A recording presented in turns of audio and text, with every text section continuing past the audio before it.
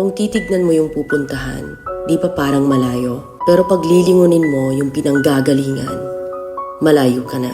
Hindi mo malalaman kung hindi ka susubok. Ang buhay ay isang malaking sugal.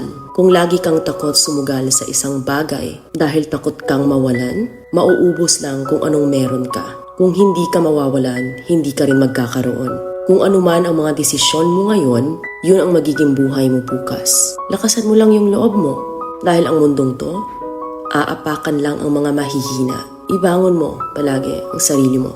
Balang araw, magugulat ka na lang na ang layo na pala ng narating mo. Kahit mabagal ang progress, basta may usad at kumikilos ka, okay na yan. Wala tayong magagawa. Ganyan talaga ang proseso ng buhay. Lahat tayo nakakaranas ng hirap. Hindi natin alam kung hanggang kailan tayo dito sa mundo. Kaya mas piliin mo maging mabuting tao. Ang pinakayaman na maituturing natin sa sarili ay ang ating mga pangarap.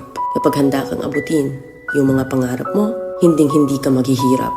Kung lagi kang may pinagdaanan sa buhay or pagsubok, pruweba lang yan na isa kang magiting na sundalo. Sa mga pagsubok, diyan ka aangat, diyan ka babaguhin. Yung tatag mo kung paano ka mag-ayos ng problema. Hindi ka magtatagal sa mundo. Lubos-lubusin mo na. Gawin mo yung mga bagay na handang iangat ang sarili mo. Huwag mong isipin yung mga sinasabi ng iba at huwag na huwag kang panghihinaan ng loob dahil lahat ng tao ay may iba't ibang desisyon at iba't ibang sitwasyon. Huwag ka lang mawalan ng pag-asa. Hindi mo naman kailangan madaliin lahat. May proseso ang bawat